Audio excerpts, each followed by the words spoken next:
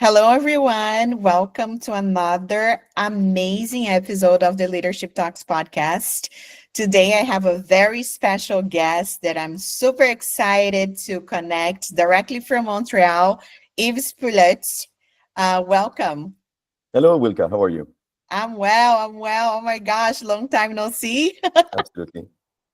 I'm so happy that you have, the chance to connect with me over the podcast.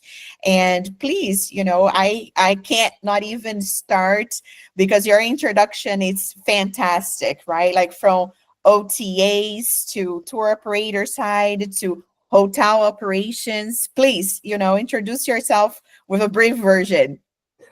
All right. What can I say? First, as you say, I've been a tour operator. Then I've moved to the hotel industry. First in the boutique hotel, in sales and marketing and revenue management as well.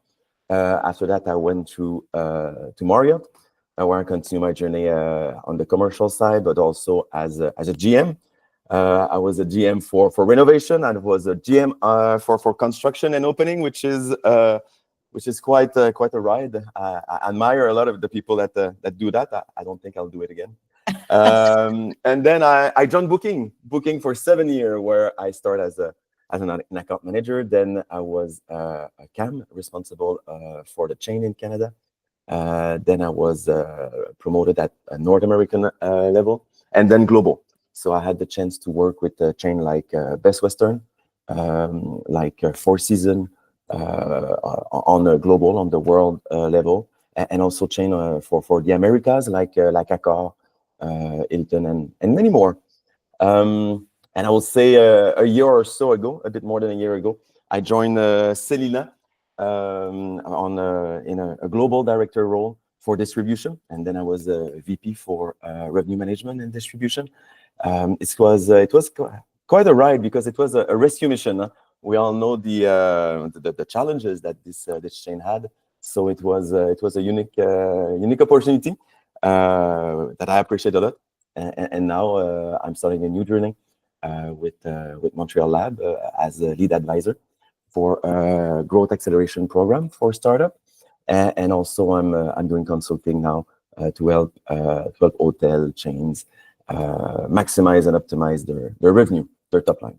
Wow, that's amazing. Like you have such an array of experience, and I can imagine, from opening hotels, from renovation, or, leading the team from all of the operations, and then understanding what it takes, right, to run a hotel and then focus with the commercial side in revenue management. But I want to pick your brain a little bit of the different topics here, because I think one of the subjects of the podcast, of course, it's like, what is your leadership style? But I think you have to flex in so many different positions that you've had, right? Yeah, totally, because a good leadership will have to be adapted to the situation. So you have to flex all the time. Leadership in a big company like Booking.com it's a lot about having allies. It's a lot about influencing. It's a lot about making sure that everyone understands what's in there for them in each strategy, in each action you want to take. In a company that is in kind of a rescue mission, something a bit stressful like Celina, you have to make sure that you got engagement, but the pace have to be very, very fast. You have to make sure that everyone is on the boat, but that we're moving and that we have a lot of impact all along. Same thing a bit when you're a GM and you're opening a new hotel. You have to be on schedule, be tight, and make sure that communication is direct and that thing get done. So depending of where you are, you have to really flex and yeah. Yeah, well, I actually had the experience as well of opening a hotel. I did was a small selected service in New York, in Westchester area, which is considered like, the outskirts suburbs, but it was so busy. And honestly, I also share the same feeling with you. I don't think I will do it again because you have really to be on that pre-opening phase in terms of the sales role, right? And then something happens, you get groups on the books, you don't have a permit for the pool, and then it gets delayed. So you will have to adapt to all of those, challenges that we incur. Yeah, absolutely, Oh absolutely, my and gosh. sometimes it go very fast. But in talking about challenging situations, I think having you uh, had this experience on the local level, and then of course, going to account management and then global level as a key account manager, what would you say that was the most challenging negotiation between the brands that you've worked with?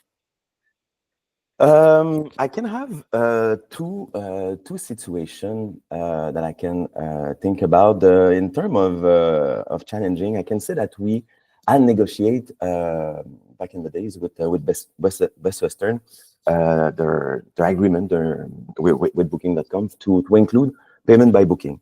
So this was a very tight negotiation, and it's normal that a chain absolutely want to have what's best for them. So we arrive at a point where it was neither one of the model that what they agreed on was not one of the model that Booking.com was used to do or was used to roll out. They wanted Best Western wanted to give each and every hotel the choice to opt in payment or not.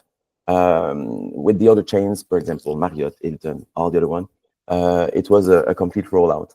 So not only I had to negotiate a lot with Best Western to arrive to this compromise, but I also have to negotiate a lot internally. So with all my stakeholder, with my manager at the chain department, with the product team, with everyone in fact inside, and also with the regional leader, in order to get there, and then, and I have the buy-in. And once I had it, make sure that the other side was also still keen to move forward. It was also about building a plan, complete rollout plan for the whole planet. In fact, for all the offices of Booking.com, and yeah. So it was a lot of pressure because the success of that was a bit on my shoulder, but with a lot of allies, like I say, good communication, good training. We got there, and it was successful. Amazing story. Well, honestly, I think also when you say on this level, right, like brands and every brand is different because there is a different type of guests that are loyal, right, and different level of economy. Somebody want a luxury, but what I'm seeing actually growing so much is the mid-scale brands, right? So that client that maybe was not way able, right? Like I think after the pandemic we saw that very much, like, well, if I'm able to staying one night, a special night, right, like Valentine's Day just passed, in a, I don't know, in a full service Marriott experience or an intercontinental that I can pamper myself, I think people are really making sure with all of the options online how they can save you know that time, that special time for a special moment, but also that is actually economically viable for them, right? Absolutely. So I love that you gave that example, of the brand. Now I think, coming from 7 years, having this background globally, dealing with leadership, and also, with the associates that are the face, right, of the partners on a daily basis, hitting the ground running. It's a wonderful experience, no doubt. But I'm curious here, your leadership from a solid position, right? And then you jump into maybe, shaky, right? A distress mode company like Selena. And actually, when you joined Selena, I was so excited for you because there is this one property in Rio that they have the most beautiful view from the rooftop. and you can work from there. And like they have, it's not just the view, but like they have the windows, you know, you can sit and you can hear the ocean. It's just fantastic. So I really love, you know, what their concept that you can get, you know, a classic hotel room, or you can share, right? Yep. But also the workspace that that property offered for me was a must, you know, experience. And it was like a 10 out of 10. So talk to me, you know, how was this transition for you, you know, for being a leader in a stable organization like Booking, and then, you know, trying to shift and share from the market for, you know, Selena. Wow, that's a long question and a good question also. First of all, I must say that, like you, I really like the brand Selena. I really love the spirit of it, the positioning. I also had great experience at with this chain. I've stayed there in Tulum, in Cusco as well. So it was not just about leaving Booking.com and joining another brand. It was really, you know, jumping on a boat that I really was believing in it, and I was pleased with the concept. So and also sometimes it's good to take yourself out of a stable environment and take a challenge, take you know, do something different and challenge yourself. But yes, for sure, it was something. Something that brought a lot of pressure.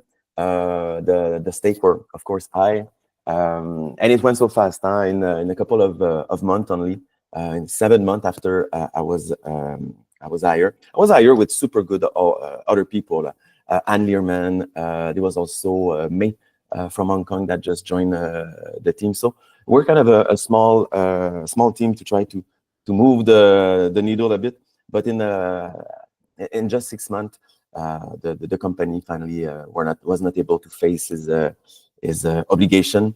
We got sold to an Asian company, and then things shift completely. So the mentality went from a culture that is super important in leadership. The culture went from one thing that it was really oriented a bit like a startup mentality, you know, and where we had a lot of focus on the people, to having the focus on viability, on of course, and on quick fix. So the mentality switch quite fast, I must say. And I like, you know, when you say this, because also you have to challenge yourself in a professional level, right? Like this is definitely something that I share with you, because I, you know, did a similar move in my personal career. And, you know, I think there is this type of professionals that is like, hey, you know, I've worked, I've done this, but now I want to see something else that is exciting, you know, like. And I know from a startup perspective, right, like it's very different. You know, sometimes when you work, like I worked for Marriott, I worked for Hilton, and there was so many ways to take, like for example, a simple, you know, I don't know, a simple approval for a trade show, right? And then there was so many steps going, you know, to get that approval out finalized until you can actually, you know, attend that event. But I think, you know, from also having this, you can take decision in the moment, you know, from, because you joined Selena, and then come on, you know, they had a like 90 to 100 and something hotels, and you know, many, how many countries, 18 if I'm not mistaken. So how do you keep up, right, with all of these different markets and trends? Another good question. In fact, I would say that first, trust your people.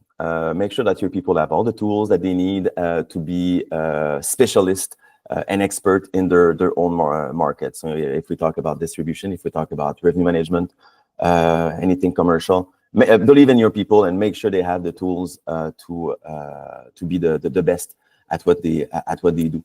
And after that, I would say is that you have to follow a couple of data, of metric that matter to you. have a good concept, have a good understanding of what is the dynamic everywhere, understand your flow, who's bringing me a lot of business, who are my main target, what do I want to accomplish, and stay a bit high level, but not high level and not being involved in the detail, of course. But yeah, so know your market, take the time to know everything, focus on the data and the metric that matter to you, and focus on where yourself you have the biggest impact.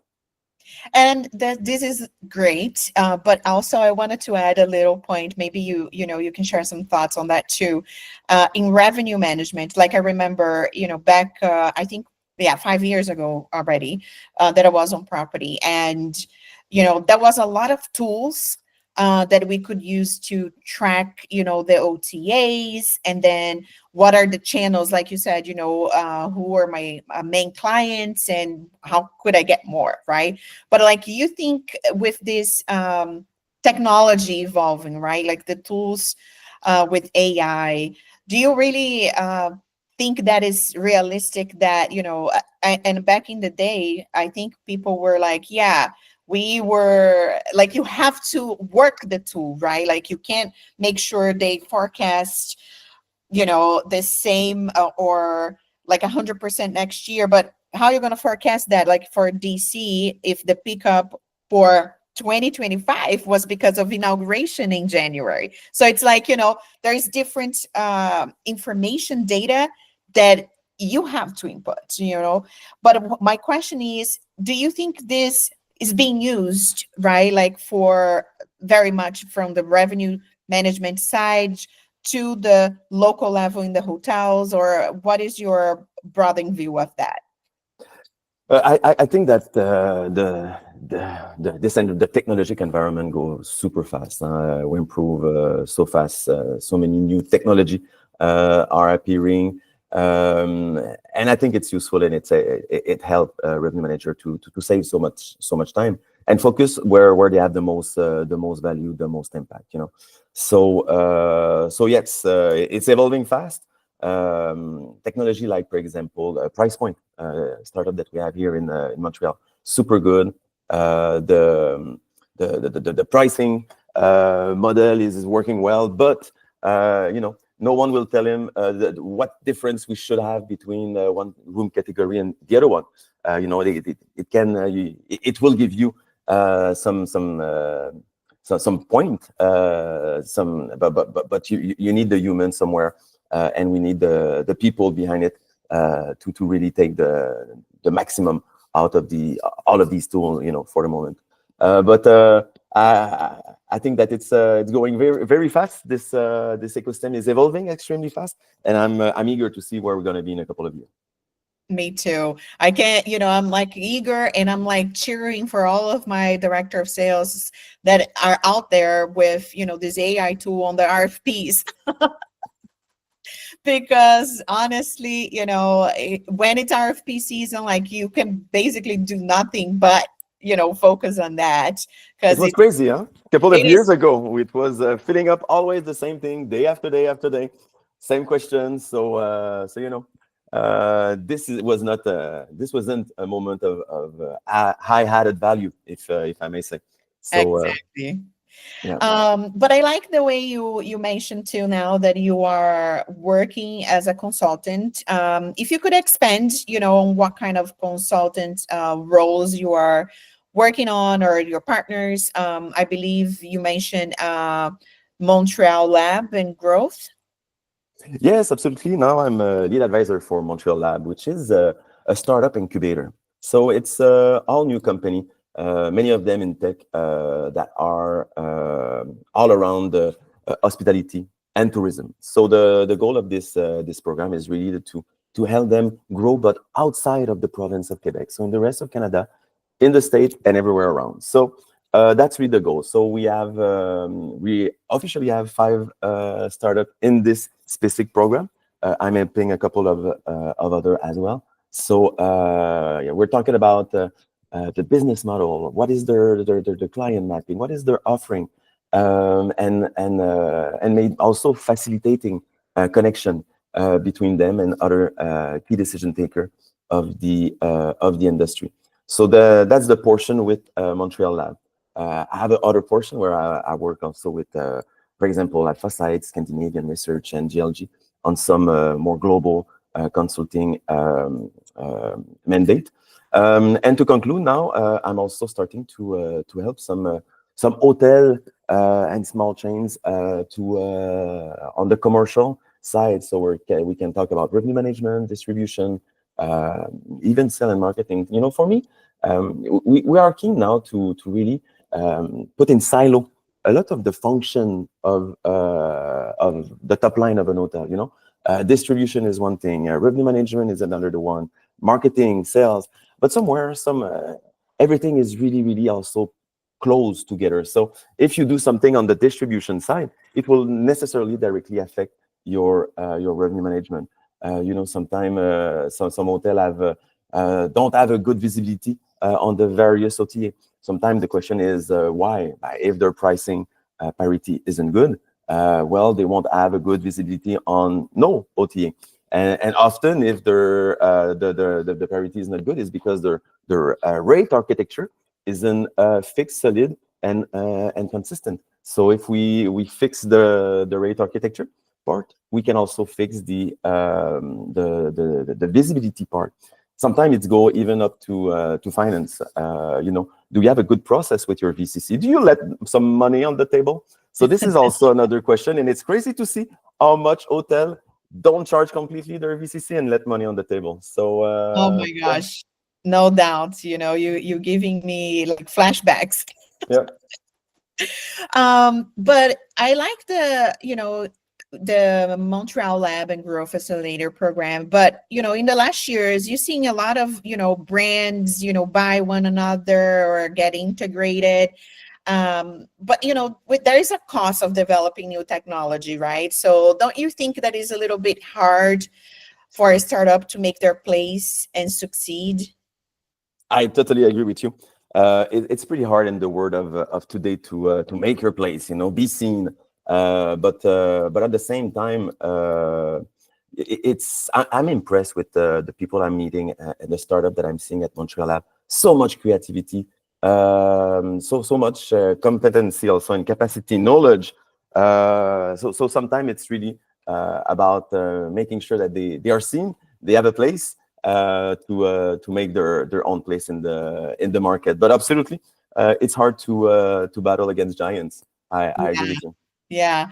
Actually, I think for me, I love this particular topic too, because like I mentioned prior, I decided to join a company that, basically it is also on the startup mode in the United States. But, at the same time, it's so rewarding because, you close a deal and you're making an impact in a country and global. So it's not just your local, right? So I think that's what it's very exciting to hear about, the Montreal Lab, because there is so many opportunities, right? Like for new folks to come in with the new generation, right? With millennials, Gen Zs, and like really to think about how are they shopping for hotels or for travel, right? Like, and how can this be adapted to that owner that has, I don't know, 30 years experience, in the hotel, but doesn't know about this new technology, right? So I really think it's a amazing time in our industry, because especially with AI evolving as well, and all of the tools that people are working to make it better. Because if you don't, like, I can tell you from back 5 years ago, I did not think that we could be using, I don't know, Chat GPT to draft a contract according to XYZ company coming to a specific event, like Word Pride, for example, in DC, right? Like you can use those tools, but you have to mention uh, the right effective way for the chat gpt to give you a response. So I don't know if hoteliers are already utilizing that. I would think so, because it's just phenomenal. Oh, absolutely, absolutely. And it's as we said at the beginning, it's evolving extremely fast. So in terms of revenue management and all that, it's super impactful.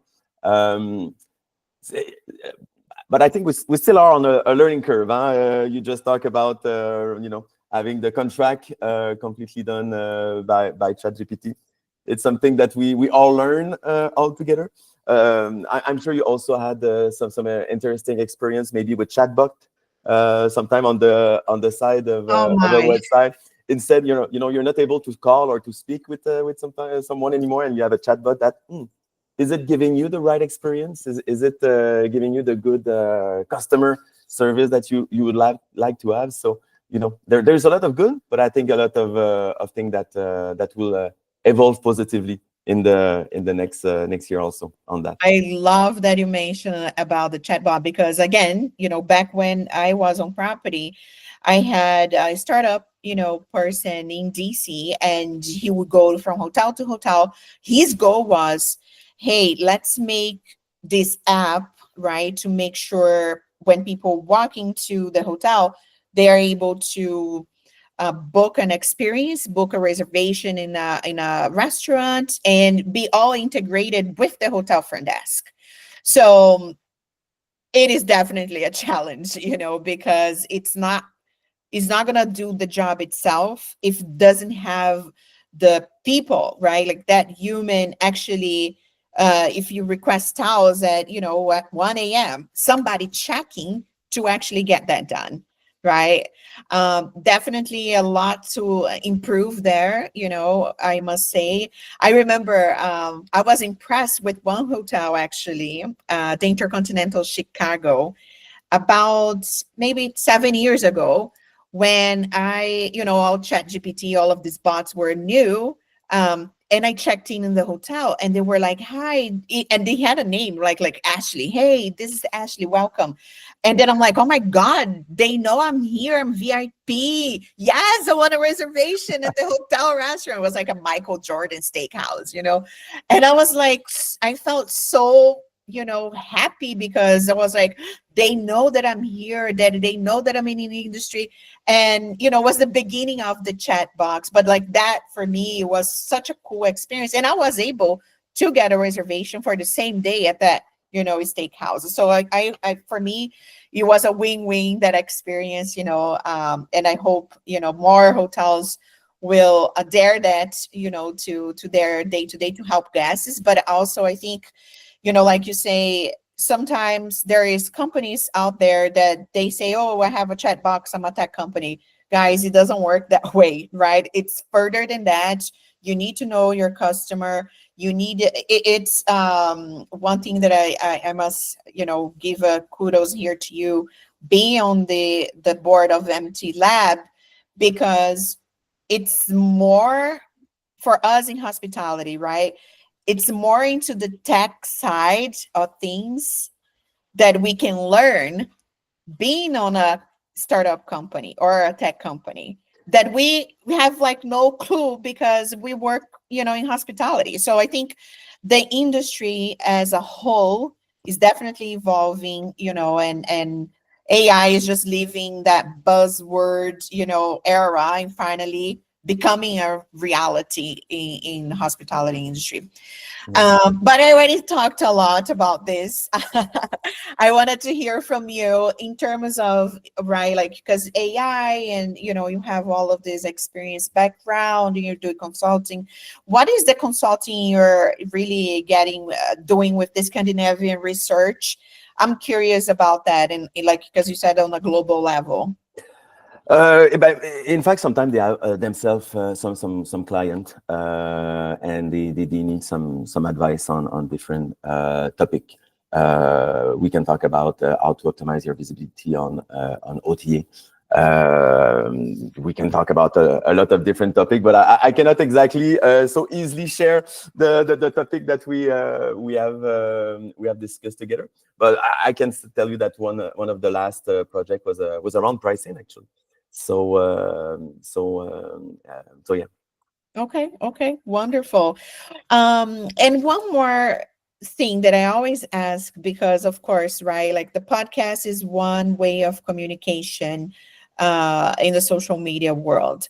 And you did touch on that, that you had earlier in the conversation, that you need allies, right? For if you're on a global, if you are, in a smaller brand, but like, how do you use, like this allies, as how do you use them to be your um, personal brand allies? This is what I like to mention, because I think if you are really direct, right, like you give directions, this is what you need to get accomplished, but like really detailed too. And sometimes people in hospitality, as we know, they don't use that into their favor, right? Like, so I really would like for you to, give me your point of view of your brand, and, how is that important on your experience in your careers in different organizations? Man, good question. In fact, I would say that if you work in an organization of a certain size, as you say, you need allies. So, and if you want to make anything move, you need engagement. I don't believe in a top-down view in any way. So personally, take the time to meet the people that can be movers or for you, people that can get and help you generate movement in your organization. If I'm talking about Selena back in the days, making sure that I had the country manager and country commercial director on my side, always well informed of what we have accomplished, what we are working on, and where we wanted to go. What do you think about that? Show them how it will impact their world, how they can get involved also, and how they can contribute. Super important. And also hearing from not only sharing your message, but hearing from them. What is your need? What do you try to accomplish? And sometimes when you listen well to a lot of people, well, we're talking about the country manager. Maybe I can talk also about people at marketing. I can talk about people of different department. So when you understand what your everyone in your organization is trying to accomplish, you can establish win-win combination, or you can start strategy or initiative that will not only help doing what you want to do, but also will be favorable for other part of the organization. And this is how you can really get everyone engaged and move in the right direction. So when an idea or a strategy or an action have good impact in different way in on many side of your organization at the same time. This really help. So yeah. So establish a big network. Make sure to create engagement, not only talk, listen also, and try to find the win-win. I think it's key. Fantastic. Well, thank you so much, Yves. I love this chat. And is there anything else that you want to touch on before? Because I want to make sure that, we are mindful of your time, and our listeners are also eager, to hear your final thoughts about how do you see, the hospitality trends for, 2025? Oh wow. Um, I think in 2025, I think everyone I've read a lot, either in Skiff with Booking.com or with your channel manager trends for 2025. There's a lot of things that are coming back. I think authenticity is something important. We talked a lot about AI, about and about technology. But at the end of the day, traveling is about the human. Traveling is about the experience. Traveling is about being not home and exploring something that is not your usual. So, I think that no matter what you do, stay authentic. Put the traveler in the center of everything you do. Put your own team, your team member in everything that in the center of everything that you do as well, and the rest will follow. If the experience that you offer is authentic, it can only be positive. So I think that Yep, I think that it's something important to keep in mind in a world of technologic change. Yep, absolutely. Absolutely. Well, thank you so much. This conversation really made me wanted to, come out to Montreal and see what's happening, the hospitality scene there. Soon, hopefully, I'll be able to do that. But Yves, thank you so much for being today with me at the Leadership Talks podcast. And how can people connect with you? By LinkedIn, very easy. Yves Pouliot. I'm easy to find. Not a lot of people have my name, so please don't hesitate. And I'll be with at iTech and HSMAI in Indianapolis, also with the startup of Montreal Labs. So if you're coming, please make sure to come shake hands. Fantastic. Thank you so much. Bonne journée, Yves. Merci beaucoup. Thank you, everybody. Appreciate you listening. Thanks. À la prochaine.